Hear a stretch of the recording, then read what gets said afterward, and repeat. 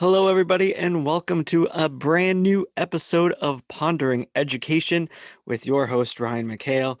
It is season 3, episode 2. It is Thursday, December 10th, 2020, and I know it's been a long time, and I'm so sorry for that. It has been just an unbelievable, as you can imagine, just an unbelievably hectic start to the school year. So it has been a while, but I am so glad to be back. So thankful for you all to be tuning in and listening. I really do appreciate it. Today's episode, we have a lot to cover.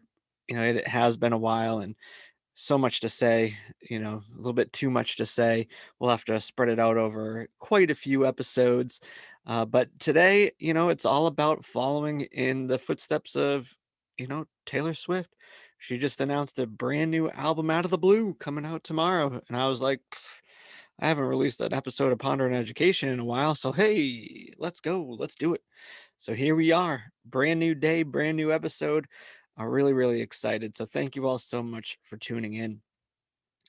I really want to go through kind of just, some thanks to some folks for coming on the show and being a part of this platform that's been growing. It's truly humbling and amazing, and I'm just so grateful for the opportunities. And I want to give some recommendations out because pondering education has never been about me giving knowledge because I'm not a perfect educator by any means. I try my very best and I try to learn as I go all the time, and I make mistakes all the time, and I'm always continually learning and growing. And so I really want to share out uh, to all of you who are some of the folks that I'm learning from and who are demonstrating their brilliance out into the world all the time because I think their work needs to be just amplified because it's simply fantastic. And so, if you've listened to the show before, my whole motto is, for me to listen and grow just as much as all of you. So I love to bring in guests and learn from them and with you and together.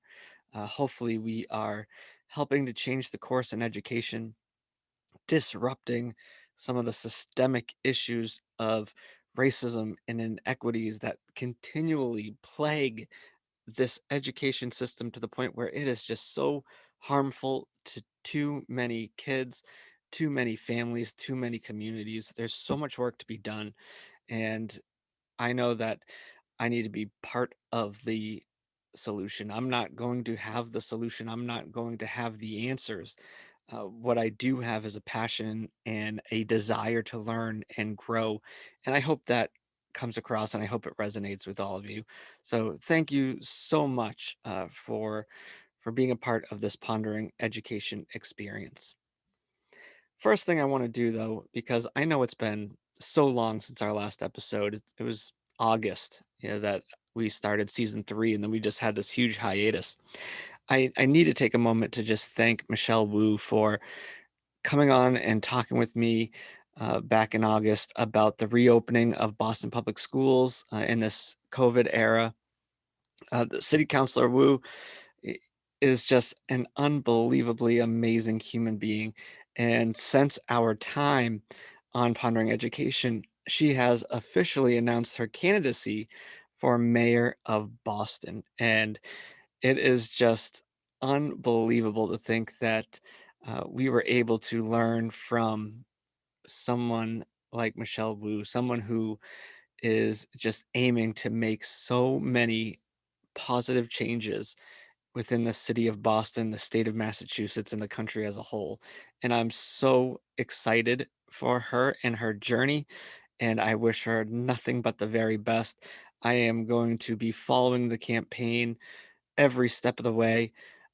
And if you listened to that episode and you heard her concerns and her fears, you see how much incredible foresight she had, and she understood the multitude of issues that were ultimately going to arise from this rush to reopen. And sure enough, I mean, they came to pass, and she was right on top of it. So I encourage all of you, especially everybody in the Boston area and in the state of Massachusetts, visit michelleforboston.com, learn more about City Councilor Wu and her campaign, and of course, donate or volunteer if you can. So thank you very much, Boston City Councilor Michelle Wu, official candidate for mayor of Boston. So I want to start with the recommendations. I am continually trying to learn, to listen to podcasts, to follow amazing folks on social media. And it's from all of them that I start expanding my toolbox as an educator. And one of the books that really, really resonated with me was Writing Redefined by Shawna Coppola. And I love this book. And if you're an ELA teacher, heck, if you're a teacher in which you have your students write or they do some kind of project-based learning, this book is going to change the way you see composition. Because sometimes we get into this little narrow box of what composition has to look like. And we think that it has to be a 5-paragraph essay. It has to be double spaced. It has to be this size font. And it's tough, and it's really tough to get kids engaged in writing sometimes, and we have to think about what are we ultimately asking students to do. Many times we're asking students to demonstrate their knowledge, demonstrate their mastery of a particular standard, or that they've met a particular objective that we've had in class, and how can they show that? And sometimes we give tests and quizzes, sometimes we have essays and short answer responses. But is it time to think bigger? Is there another way for students to demonstrate their mastery of any given topic? And yes, there are many ways, and there are ways that we don't even think about sometimes as educators. Think about, what are you listening to right now? A podcast. And a podcast is me talking to you and trying to come across and convey some knowledge and hopes that you see me as someone who has some information, some value to give. um, Students can do the same. If we're reading a book, like right now my 8th graders are reading The Hate U Give, absolutely loving it. And I always love to do periodic check-ins, and yeah, sometimes I do like a Google form because we're fully remote. um, but why couldn't a student record a little podcast and kind of summarize some of the events that happen between a given section of the book, or talk about characterization, or talk about the plot?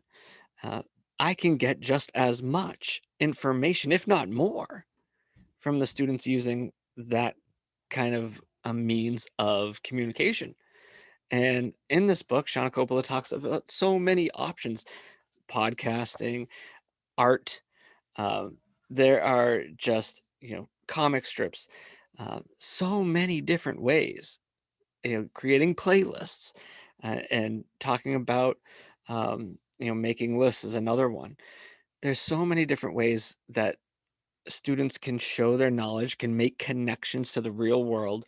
And a lot of these ideas, I knew what they were, and I've participated in them, or um, I've listened to them before, but I never really thought to bring it into the classroom. I didn't really know if it would be frowned upon by administration, if it would be something that the kids wouldn't really get behind. I don't know, for many reasons. I just kind of took a step back and didn't really bring those things into the classroom. But then I read this book, and so many ideas are coming to me, and I really do appreciate it. If you are interested in Shawna's book, Writing Redefined, you can find the links to purchase in the show notes. You can find the link to the website, shawnacoppola.com, and as well the link to the Twitter feed of Shawna Coppola.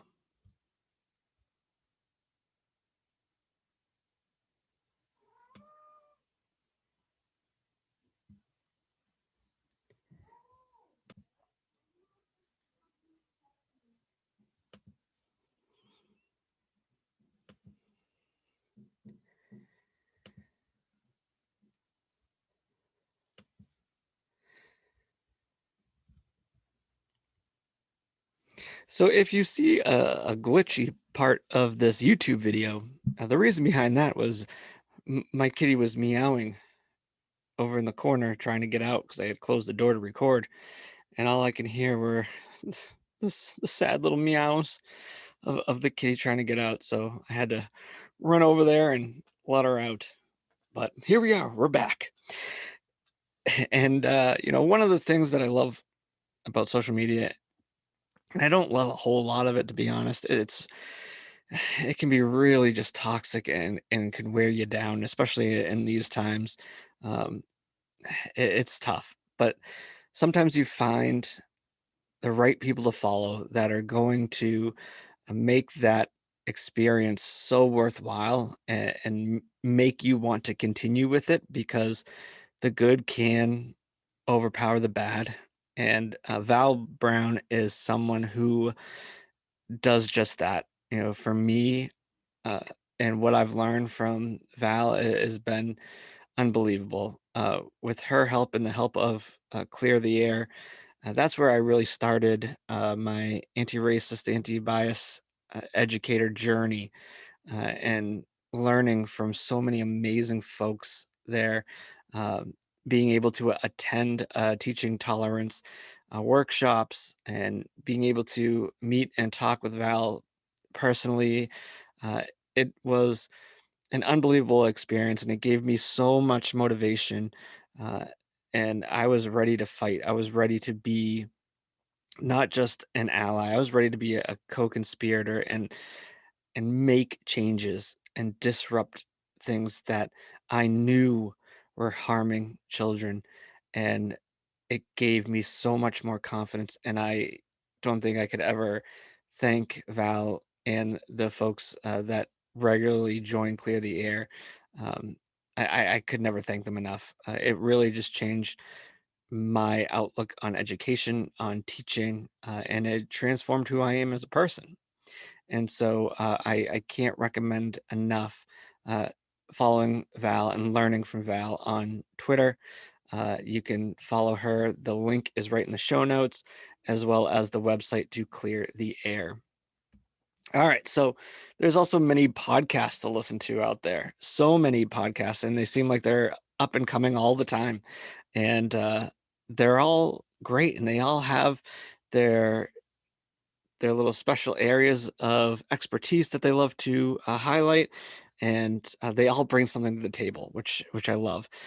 This is another one for me that really has blown my mind lately because I never really had too much of a background on education policy and history of education, and I came across this particular podcast. Have you heard?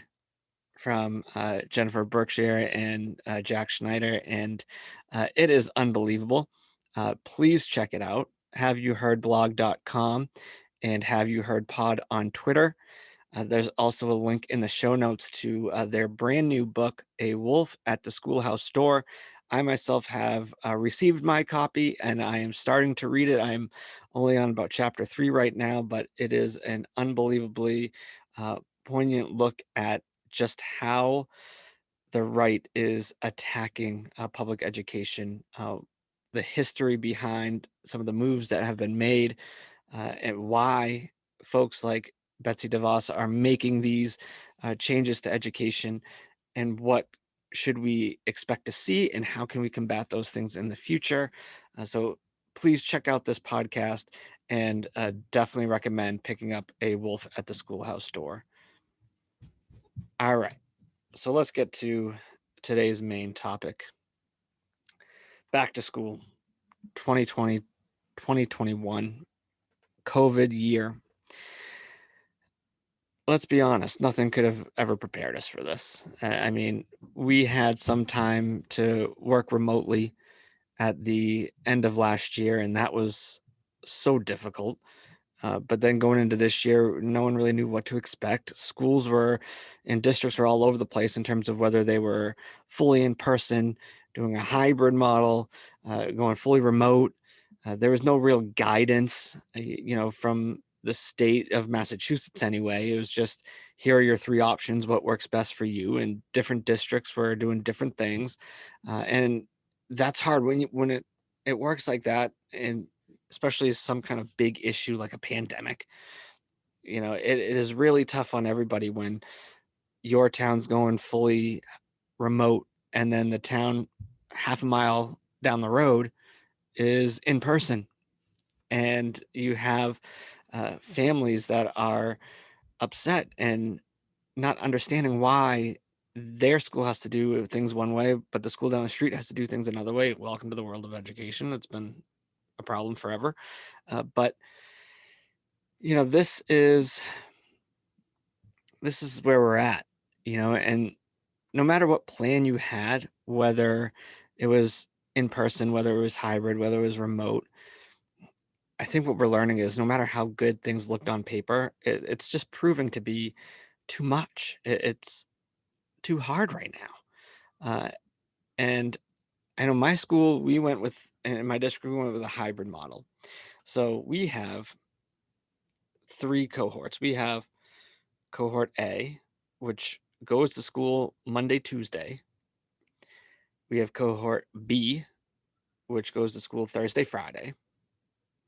We have kids that are doing fully remote, that are home all 5 days a week.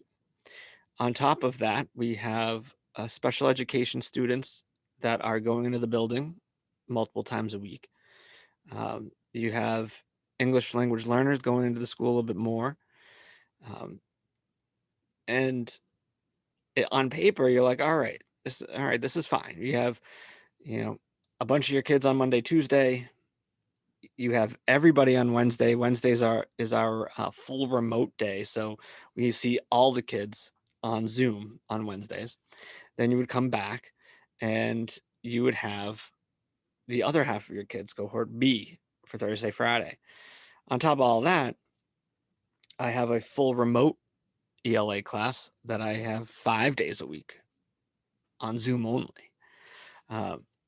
So it basically came down to having 9 sections of classes. I had a full remote. I had 4 classes that met Monday, Tuesday, and another 4 classes that met Thursday, Friday. 9 sections. I mean, I look at my Google Classroom homepage and it's just too much, just even signing on to the main page of Google Classroom. It's in this hybrid model, and it's one that a lot of schools are doing. It's a scheduling nightmare in schools. You're trying to figure out, at first, you're putting kids into pods basically by address.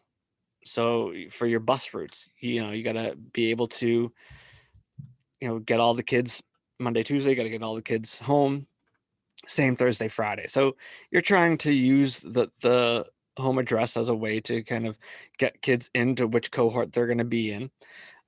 Then you have parent requests, and then you have special education status, EL status, 504 status, and you have to try to make that work.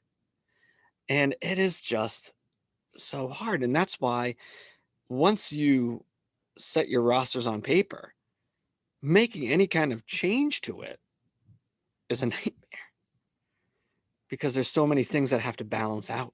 And you might have to put one person in one class. That might mean you have to take another person from here to over here and take one over here from over here, so that class sizes are staying equal among teachers.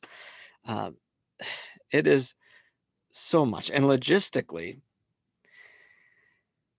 I know they say that there's not a lot of transmission in school. I don't buy it. I don't know how you can find that evidence that suggests there's no in-school transmission. Logistically, there's no space in most of these schools. A lot of schools are saying, for ventilation purposes, open your window. All right, well, now it's freezing in the rooms. It's wholly uncomfortable. And then on top of that, you have people yelling at kids being like, don't have your hoods on, don't have your coats on. And Yikes. Right. And then recess, you can only do so much. I teach middle school, 6th through 8th grade in my building. There's only so much you can do to try to make sure that kids are staying 6 feet apart at all times. It's not going to happen. It's just not. I mean, it's reality. And one of the things that really get me, is this idea that we got to get the schools back in, which I don't disagree. In a perfect world, we're all back in buildings and all the kids are in the building. Absolutely. I mean, I don't know a single teacher that is just like remote learning for life. I'm never going back. I don't know anyone that does that. But this argument that you want in person for a sense of normalcy, I think is kind of flawed because school in person right now is nothing like it used to be. Absolutely, absolutely not. Yeah, you're in the building, but there's no more group work. The desks are just so far apart. Kids can't use lockers. Uh, Not to mention, of course, you have the masks on all day. The cafeteria, numbered seats. You're not sitting next to your friends. You're probably sat alphabetically along tables 6 feet apart from maybe someone you don't even know or talk to. Right? This whole idea of socialization being so important, yeah, it is. Absolutely. But I don't think we're getting the amount of socialization that folks might think on the outside. And just thinking about even the work inside the classroom, I find, and I'm not sure if other people are finding this, but this the simple fact the masks are on, I find the rooms to be so much quieter these days, and it's tough. It's really tough, especially for ELA. I thrive on a couple things. One, classroom conversation, which is not happening right now, and also I feed off and read facial expressions. I look at facial cues. And it helps me to see who has it, who's confused, who might be upset, who needs a check-in, who can I just see if they're doing okay. Like that is gone. That component is not there. And right now we're fully remote. We just went fully remote for a little bit. We'll probably be full remote until mid-January at this point. But I can say from being in the building myself, aside from the fact that I just felt it to be very unsafe, and not that it's the fault of the school per se. I mean, it's just the fault of us in general having to force everybody into the buildings right now and trying to make something happen that probably shouldn't happen. Massachusetts numbers are out of control right now. And yet the governor and the Department of Elementary and Secondary Education here in the state, they're just pushing, pushing, pushing in-person schooling despite the surge in numbers, and they're threatening districts with audits and forcing the hands of superintendents to get kids back in the building when we know it's not safe. And what that leads for me is also concern for the students and families who chose to stay fully remote. And I know it's a privilege to stay fully remote. Absolutely. There's not all families can afford to have a fully remote situation right now. I was lucky enough that my wife works from home even before COVID, and she thought it would be best to have the kids home, and she was willing to do everything she could to help the kids while she worked, and she's just been so unbelievable. And the kids are doing so well fully remote. Um, but I worry sometimes that this push to get kids back in the classroom, and that's where like the heart of the conversation seems to be all over the place. Uh, I worry that it's forgetting about the kids that are fully remote right now, who are signing into those Zooms 5 days a week, who are looking forward to seeing their teacher on Zoom every single day and hoping to get the best out of this sucky situation that we're in. Um, and I worry that there's so much focus on getting kids back into the classroom that there's not enough focus on strengthening our skills as remote teachers and expanding our horizons and our toolbox so that we can give those students and their families the kind of remote education that they deserve. And so I'm so continually so pessimistic about this hybrid model. Uh, I know it is challenging for everybody. And I know there's really no right answers right now, which is why I've always sided on this: keep kids home until it's safe for everybody to return. And again, that's hard. I mean, there is, special education, EL students, Black and brown families in our communities who are being disproportionately affected by COVID. There's so many variables here, and it's an impossible task. It's so hard, and it's heartbreaking. It's really heartbreaking. And on top of that, on top of everything, teacher burnout is a real concern.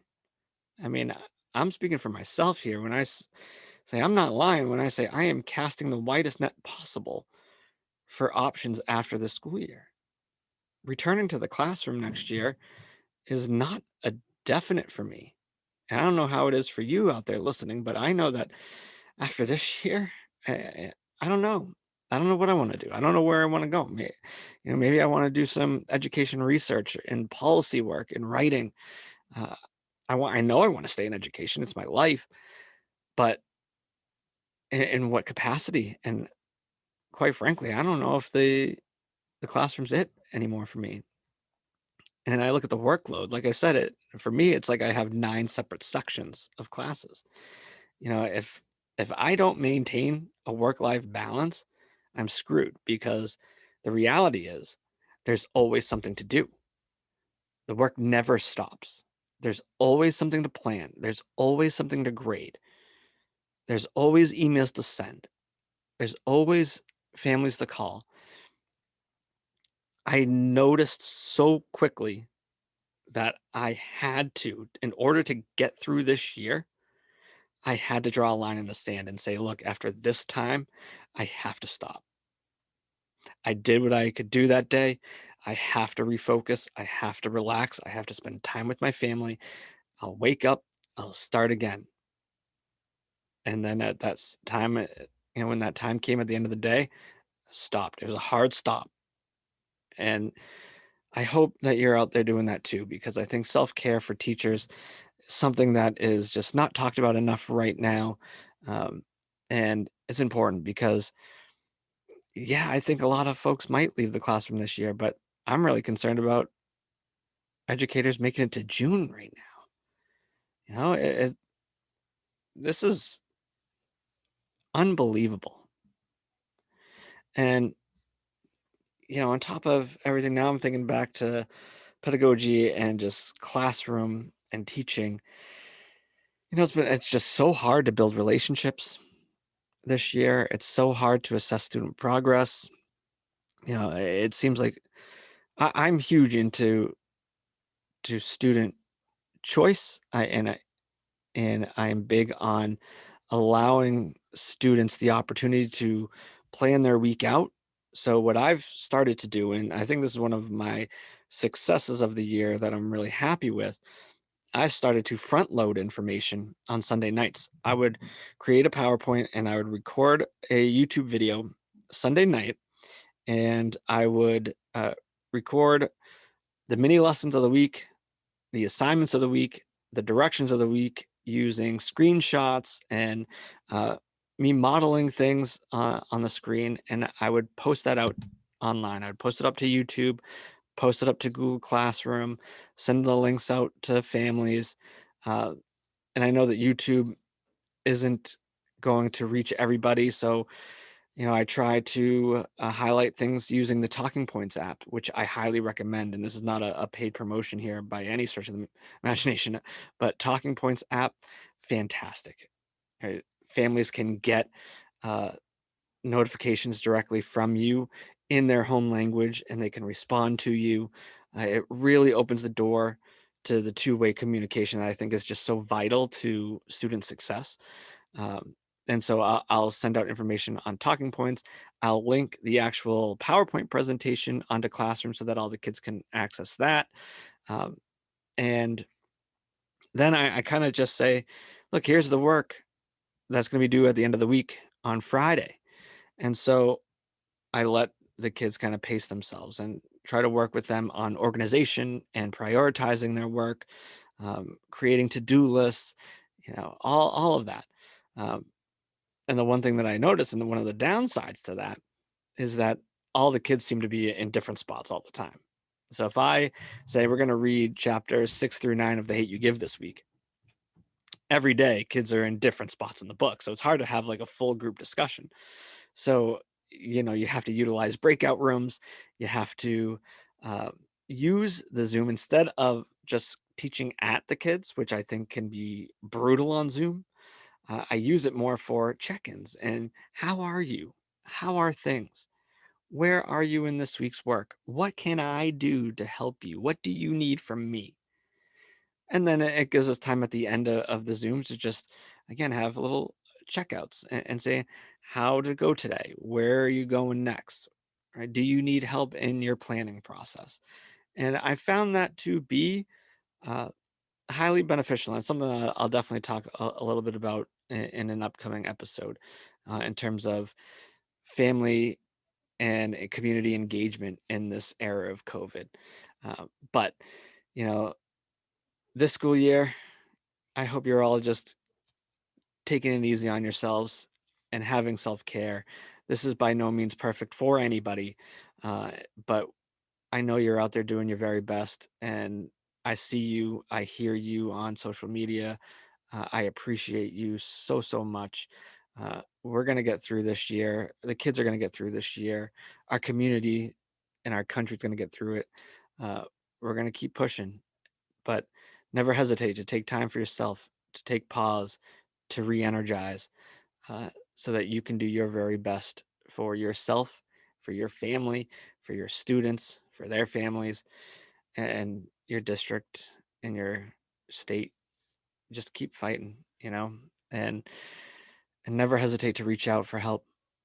You find your mentors, talk with them, lean on them, learn from them, and we'll all grow and we'll all get through this, and we'll be better off for it. I truly believe that um, that we're going to be stronger for it.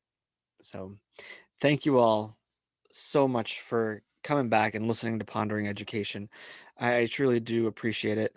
It's so humbling, and I just love doing this so much. I love just chatting about education. I love learning all the time, and I love just sharing out that learning to all of you. And I hope you do enjoy it.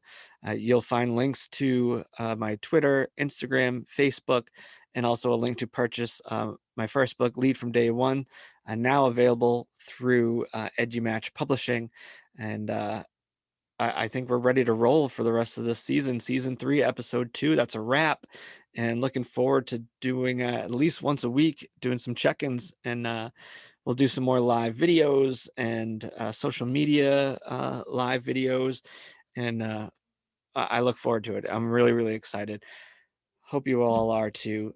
Thank you so much. Be sure to like, share, subscribe to the show, and spread the word. I truly appreciate you. And take care. Have a great rest of the week. Have a great weekend. And I'll see you next week.